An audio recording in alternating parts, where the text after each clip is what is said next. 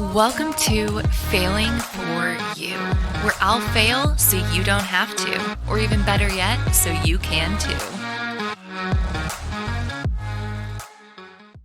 Hey, everybody, welcome back to another episode of Failing for You. It's me, your host, Jordan Yates, and today I am joined by a very special guest, Chris Manske. Chris, say hello to everybody.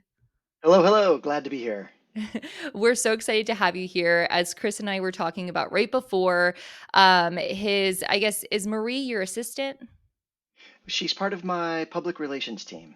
She is awesome. She has been advocating to get Chris on the podcast and working with my hectic schedule to get him here. And we are just so excited that this collaboration is finally happening. So, shout out to her. We love her and we're thankful that she got you on. Chris, we had a list of topics that she sent over that she said might be up your alley to talk about. Some have to do with crisis management, financial management. You have a background in being a financial planner. Can you just kind of like dive into your background a little bit first before we get too into our topics? Oh, I'm happy to do that. So, just as a quick introduction to myself, I've been in finance for a little over 20 years. Before that, I was in the military. I'm a West Point graduate, served as an officer in the Army, and then I was working for a little over a decade with one of the major Wall Street firms. And then a little over 10 years ago, I started my own firm, which is now just recently recognized as one of the largest firms in Houston, Texas. And we're also listed by Advisor Hub magazine as one of the fastest growing advisory firms in the nation. We love to help people with their money, and I'm so committed to that. On the side, am writing. I've got two books out. Wow, look at you. You are a busy guy. Thank you so much for making time to come on here. Yeah, vice versa. I think so well of the message that you've got about how failing is not something to be scared of, and I'm really happy to be a part of this. It's kind of horrifying too, thinking about failure in the aspect of like the financial side, because that could be really catastrophized, just thinking about like the level that somebody could fail on there. And like, I mean, gosh, there's been times I've not been great at budgeting or knowing what to do with my money. So I think it's going to be really awesome getting to have you kind of give us an insider look at that, because I think everybody should be able to relate to this topic in one way or another. We're all trying so hard to get to our definitions of success, right? And I think money is almost always a part of that. Have you seen that new show on Netflix, How to Get Rich Fast? I have not seen that show yet, but it does sound like something I need to watch. Oh my goodness. It's like this guy goes on and he talks about basically what money means to people. I thought it was literally going to be like how to start a business, but it was more what being rich means to you. And he's some sort of like financial psychologist, and he talks to couples and they figure out like how to get to their financial goals, how to cut back. But then he goes on like other podcasts talking about, oh, you shouldn't have a financial advisor. It was very contradictory. So I don't fully understand his message, but I think it was an interesting look at, what a financial advisor can do. And then I guess there's a lot of beef in the industry of who is good at doing it. I don't understand, but I'm excited to talk to you. Yeah, my latest book is called Outsmart the Money Magicians, and one Mhm. of the little stories I tell in there is when do you actually hire a financial advisor? And the truth is that not everyone needs to, and not everyone should, but there really are specific scenarios that, if this is true, don't wait even a second. Like, go get a professional and start working with them. And I think it's good to be aware of that. From my point of view, there's just four specific scenarios, and it boils down to if you've got time, if you want to do it, if you think you can do it, and maybe there's someone in your life you need to take care of that those things are tough for them. But outside of that, there's really not much of a need for an advisor. Yeah, so you also do like wealth management. And so when I hear wealth management, it sounds like I need to have $100,000 of liquidity saved up and now I need to manage my wealth. What if I don't have wealth? What if I have just getting by and, fresh out of college, you just paid off all your debt, you're making money, you're breaking even. When do you need to actually have somebody come in and help you? Is it more when you're trying to get to a good point, or when you're already there and you don't know what to do with all your money? I think that that both of those are a good time to talk to somebody, but probably you don't need to formally engage with a wealth management advisor when you're just getting your feet under you and starting to have that foundational level of your saving properly. But still, Mhm. it's worth it to talk to somebody that's what they do for a living. And I'll give you a perfect example of why I'm saying that. In chapter one of Outsmart the Money Magicians, we talk about that foundation and how most Americans they send all of their money to their checking account, and Mhm. and then they'll do this thing called set it and forget it. I'm sure you've heard of Yeah. pay yourself first. Yeah, and the problem with this is that people they're setting it and forgetting it. They pay that money to their savings account, and then as time goes on, maybe they get a promotion, they get a little extra money as a gift, or they get a bonus, or they do overtime, and all of that extra money it's available in their checking account. And Mhm. so they tend to spend it. And this is where we come up with, lifestyle creep. And, I don't understand. I'm making a lot of money. I'm in my 30s. I'm making a lot of money, but I don't seem to have held on to much money. What's happened? Mhm. And so, what we suggest is just as part of a foundational step forward, make every cent that you earn go to your savings account first. Okay. Nothing that you earn goes to checking ever. Whether you earned it from a garage sale, you sold something on eBay, it doesn't matter. It all goes to the savings account first. And then you set your lifestyle by having a specific amount come out to your checking account once a month, twice a month, whatever's going to work for you. But when you switch it up like that, you haven't constrained your savings, you've Mhm. constrained your bills, constrained your lifestyle. And so this is the real meaning of set it and forget it. The it is your lifestyle. Set it and forget it. But Wall Street has kind of encouraged us to forget about what we should set. And so we end up setting our savings. And 10 years later, it's like, wait, I'm still not where I thought I would be. How did that happen? Mhm. Yeah, no, I definitely relate to that. I would say based off the definition you gave, I have lifestyle creep, no doubt, because Yeah. I've always been one of those people that struggled because like growing up, we didn't really have like barely enough money to get by, much less spending money. And then I got to the point I graduated school, became an engineer, and they had a good salary. And I was like, oh my gosh, now I could just say yes all the time. Amazon here, Amazon there. And drives my boyfriend crazy because he's very good at saving his money. He's very intentional and checks his stuff constantly. And I'm like, I'm getting to the point where like, okay, I gave myself what I needed. Now I need to actually start preparing for the future.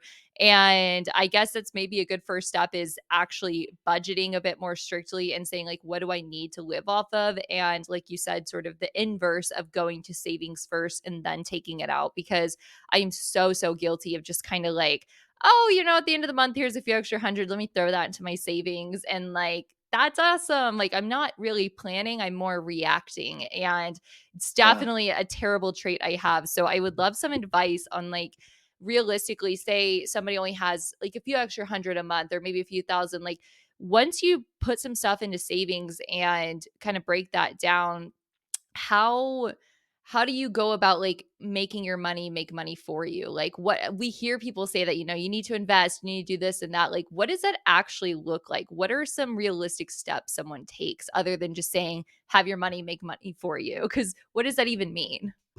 Right. And so many people, they misunderstand that. And I have to say, you are not alone, Jordan, with what you just described. I mean, this is so common, especially, I'm going to say, with people that are under 40, because Mhm. you're wanting to show people that you're successful. And the way that the culture works is we need to project that out. We have to buy something to prove that we're successful, right? Mhm.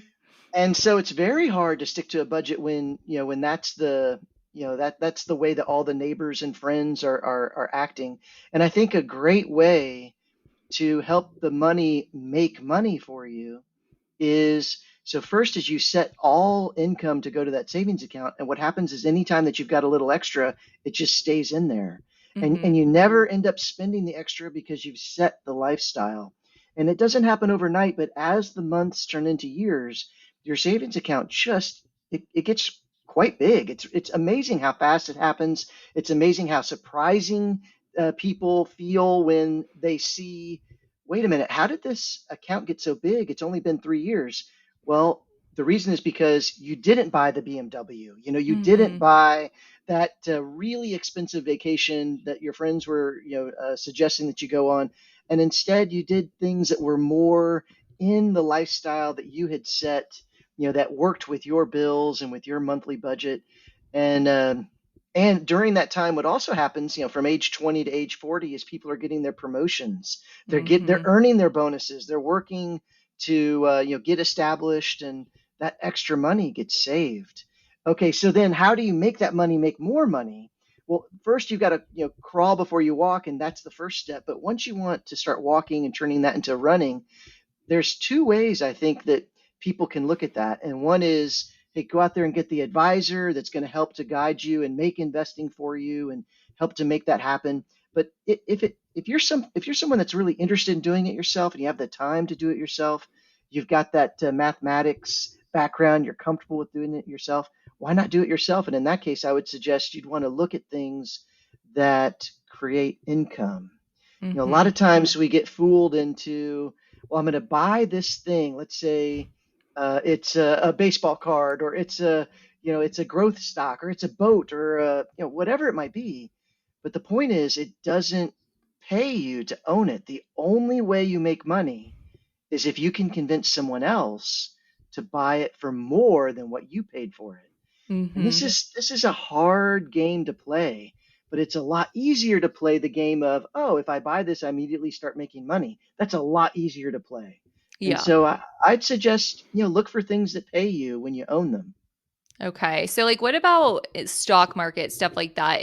If we had a financial advisor say like you or and we went to you like are you saying that put your money in stocks or is it more like you want to invest in real estate, like things like that? Like where do you see that people would say like maybe they have like 20, 30,000, like they got a good little chunk and they're like I want to start doing something with it. What's typically your first go-to way of investing money? Sure. Well, so the first go-to way of investing is to make sure that you've got your personal situation set up well. So let's Mhm. say that your annual income, and not talking so much about you specifically, Jordan, but just in Yeah. general, somebody out there, let's say that they've got 100,000 a year that they're making. So that would mean 50,000 is about half of a year, and that's what their savings needs to be, just sitting there ready to be used in case there's an emergency. It's not invested. It's maybe making some interest at the bank, Mhm. and that first 50,000 is really your safety net so that if something terrible happens, you've got time to be able to get yourself back on your feet again. But once you get past that 50,000, well, what do I do with that money? And I think a great thing to do is to use like a Vanguard approach, or Mhm. another company that has these low cost, broad index type investments. That's Charles Schwab, and you can buy a value based index, which that's a fancy term for a big basket of stocks that all pay you. So as soon as you buy this basket of stocks, you're collecting income from it. Mhm. And you could use that income to pay off debt. You could use that income to just make the account bigger. You could use that income to buy more of the same investment. There's a lot of things you could do with that income to be strategic. But the point is, as soon as you buy it, you're immediately making money. It's a great way to get started. Absolutely. So, when somebody's getting married, I feel like there's always the conversation of should we have joint bank accounts? What is your opinion on that? Well, I've got two ways of looking at it. So one is my professional way, which is, uh, let's hear what the client has to say about the situation. Let's figure out how are they planning to work together, and then we'll offer specific advice on, well, okay, here's an account for him, here's an account for her, and we can help that way. But my personal thought of that, behind the whole should you combine or should you not, is that now with over 20 years of helping couples and my advisory team, each advisor has a number of clients, and what we typically see is that when you go all in and you get your accounts mingled together and your name is on everything, and your partner's name is on everything, that it just tends to be a happier, maybe there's more friction, but Yeah. it's a more we're in this together. There's a little bit more of a romantic feel to that union than the colder let's be business managers about this, and we're going to separate it out. And I'm very used to the colder version, just because sometimes you'll have one of our clients that is very wealthy, and then they want to Mhm. make sure that that the money is handled in a way that it stays in the family. There's a lot of concerns there as you Yeah. bring someone new into your life. But with my own just personal understanding of what makes people tick, combining it all is a great step toward what really matters, which is probably togetherness and sharing and understanding and dealing with compromise and having the kind of union that it's messy, but it's full of joy and memories. Yeah, see, I hate this idea so much because I know it's gonna keep me so accountable. Like, my boyfriend and I are pretty serious, and we talk about, if we're gonna combine or not. He's like, "Obviously, we're gonna combine," and I'm like, "No, he's gonna know all the Amazon orders I do." Like, oh, like I'm already trying to hide my packages as is. Now he's really gonna know. So for me, Yeah. that's the scary part. Is like, crap. Now I really have to behave, and so I think that could be the intimidating part. Not as much like I'm fine to share money. Like, I'm fine with all that. It's more, I know he's the slightly more responsible one. So I'm curious, like, do you ever see that in a situation of, I imagine like the whole generational wealth is a big deal when people want to keep like their estate safe and whatnot. But do you ever see it's just like one partner is much more, money minded than the other? And that's when there's like a little bit of friction in the situation. That's how it always is. Opposites attract, and even if, relatively speaking, even if both people are pretty good planners and savers, Mhm. there is still in their privacy of their own home, there's going to be a dichotomy. There's going to be, hey, I'm the one who's a bit more of a saver, and I'm the one who's not. And so it's always a little bit of friction, and sometimes it's helpful to have a release valve. Financially speaking, you can say we don't look at each other's daily spending when we're talking Mhm. about 10, $20. That way, if somebody goes to get a Starbucks coffee, they're not sitting there like, oh gosh, is my partner mad at me because of this? But Yeah. there is nice to have a little release valve. But at the same time, um, I think that we often have conversations with clients about the person who is supposedly frivolous and Mhm. supposedly spending in a way that they shouldn't, that they're probably bringing a certain amount of spontaneity and joy to their partner's life, that it's uncomfortable. And so that more saving oriented person is maybe reacting badly. But the truth is, this is why you brought that other human into your life. And we like talking about, the fact that, that money and that sense of discomfort, um, it's part of the process. It's part of the joy of sharing a life together and trying to understand each other better. And when you think about it, the sweater that was purchased is probably not the real issue. The real issue is something else. And when you can get to talk about those without any judgment and without any fear, and just really, this is who I am, and I think you love me, right? And you can really have that conversation. That is fun, and I think that's one of the things about money management, that it bleeds into the immeasurable, and it's Mhm. it's what makes my career so exciting. Did you have to take any psychology courses in your degree to get here? Because I feel like there's so much psychology around money. There's a lot of psychology around money, and I don't have any formal psychology or emotional intelligence training. But Mhm. I think that when people do have that formal training, they tend to focus on the discipline of therapy and the Mhm. discipline of providing behavioral change opportunities, as opposed to the money management side. All of my training is investment related, money management related. We're supposed to help people to turn their financial situation into a better one.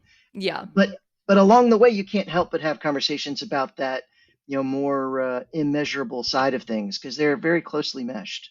Yeah, no, that's very interesting. They do seem so related. So I guess I forgot to ask in the beginning, but I am curious, like what got you started down this path? Like why did you find this interesting and what kind of sparked your initial interest? Well, I was turned on to it by another West Point graduate who's a friend of mine. Was already working with a major Wall Street firm, and he was describing his career to me. And I was getting out of the Army and was looking at various options. And it sounded, as he was describing to me, just sounded really good. And so I got involved with a position as a financial advisor. And it didn't even take a month for me to realize what a wonderful fit it was because when I was in the military as an Army officer, all of my mindset was focused on there's an objective and you need Mhm. to identify what could stop you from getting that objective and figure out how to overcome those obstacles.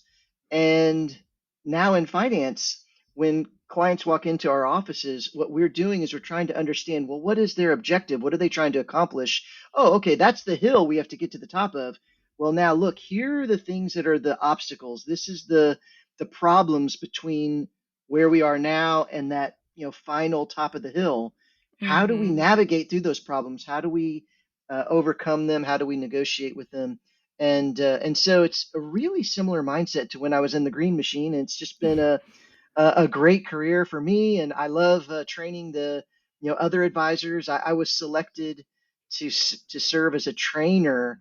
I traveled the country and helped thousands of financial advisors to make their wealth management practice a good one, and that Mhm. was a great experience as well. That's so cool.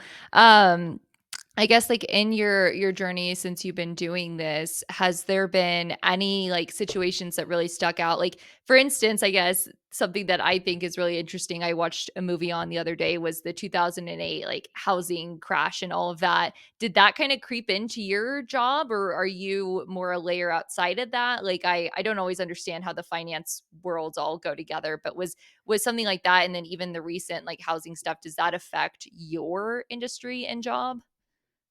Well, it does. So, to answer your question about if there's something memorable or something that affected me, I began my career in finance in the year 2000, and that was the end of the tech bubble.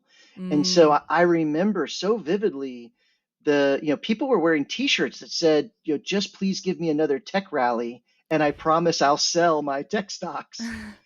So I got to see that bubble burst, and it was really a Yeah. frightening time.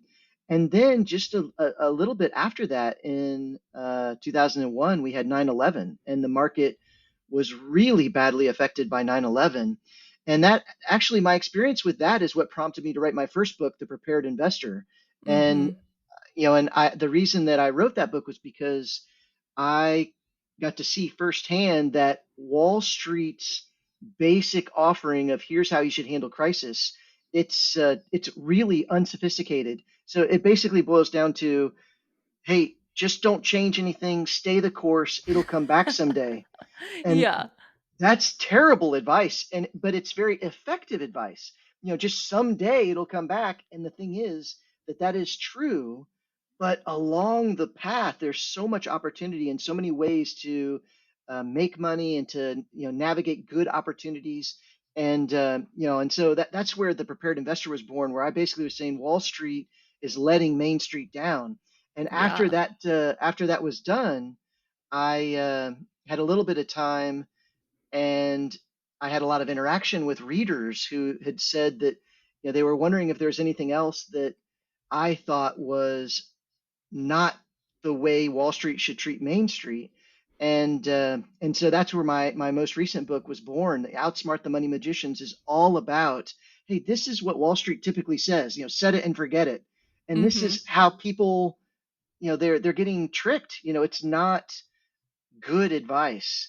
And in that book, it uncovers the five biggest illusions that are happening right now for everybody that's in finance. I'm excited to read these books. I need to link them so everybody else can find them as well. I always like a good book that gives me actual advice and actionable things. As much as I love, a good fictional book, it's nice to come away feeling like I learned something. So these sound like things I need to be consuming. So I'm excited to read those. Are they on Audible yet, or are they just hardbacks right now? They're hardbacks, both of them. The first one, The Prepared Investor, available on Mhm. Amazon or wherever books are sold. And the second one, Outsmart the Money Magicians, comes from McGraw-Hill. Its launch date is November 6th, and it is Ooh. available right now for pre-order. So you could go into Amazon and buy it. You just won't get it for a little while. That's very exciting. So you guys are hearing about it now and you can get in on the forefront. I guess so another thing that's been happening lately, or at least maybe just things I'm hearing in my household, because my boyfriend's always keeping up with the financial news, is everyone's saying like a recession's coming, the markets are gonna crash. You need to like take all your investments out, save your money, have your hard cash. What do you think of the economy right now, and like are should we be doing anything out of the usual to be proactive, or are we okay? Like what's like standard procedure when everybody's freaking out saying something's going to happen but we're not actually sure? Well, I love that question. So that is the answer to that question is my book, The Prepared Investor. I mean, absolutely. Like, what happens? Should we? How do we prepare? What do we do for when the Mhm. market drops? But to just give you a little bit of a little bit more information right now, I think that when people are looking at the economy, a lot of times they're being hijacked by the money magicians. Outsmart the Money Magicians points out that Wall Street has got us focused on how much money we have, Mhm. but how much we have, it could go down, it could go up. That is changing as the markets are up and down. But the amount of money we have is really less important than the income that it's producing. Okay. And so if you can change your perception of your money from, you know, what's the amount that I have? Oh, and now it's 2 days later, and now I have less, or now it's 2 days Mhm. later and I have more. Instead of that perception, instead ask yourself, what are those investments paying me? What am I getting in income from those investments? And when you have that kind of an outlook, you stop panicking during a downturn, because when the market Mhm. drops, you aren't thinking about, okay, I used to have 100,000 and now I have 90,000. You're thinking my investments were paying me $6,000 a year, and they still are. Mhm. Nothing that hasn't changed. And it's a lot almost like a home. Someone who's a homeowner, if a person knocks on their door and says, "You know what? I will buy your house for $3 right now," they would Yeah. never sell. That's ridiculous. They wouldn't even worry about it. And even if people kept knocking on the door every day for a year saying, "Your home's only worth $5. It's only worth $5," they still would have that secure knowledge that the home is doing something for them, because it's Mhm. keeping the rain off their head. It's where they live. Well, that's how it works with a portfolio too. If you've got a bunch of stocks and you are aware of what it's doing for you, you're looking at the income that they're paying you. Well, during a crisis, when people are saying, "Oh, your stocks, I'll only give you $5 for them," well, I'm not going to sell them to you. That's not enough money because it's doing something for me. I'm getting this Mhm. income, and so I think that's a great start to making sure you're prepared for crisis, is the way that you look at the money. Yeah, I know that's so different than a lot of times the way I have it in my head, because it's like, oh, why invest? Because, it's just going to go down again. It's so cyclical. Like, am I ever going to make money, or is it just like an illusion? And clearly, and I think the listeners can tell, I'm not a money expert. So it's nice to have people like you in this world that we can reach out to and guide us, because, we can only be good at so many things at once. And it's okay for us to have our specialties and know when to reach out to somebody when something is beyond us, like maybe financial management. So I like you're in Houston, right? So you're local to Yes. me. Awesome. Well, when Yes. I save up a little more money, I'm coming to see you, Oh, I love because that. I clearly do not know what I'm doing. And I got to stop exposing myself to the listeners. I'm supposed to bring guests on so they could tell me about their failures, but you guys always end up pulling it out of me. I'm like, oh, by the way, here's more things I'm bad at. So it's great to be counseled live to where other people can learn from where I'm feeling and how your expertise comes in.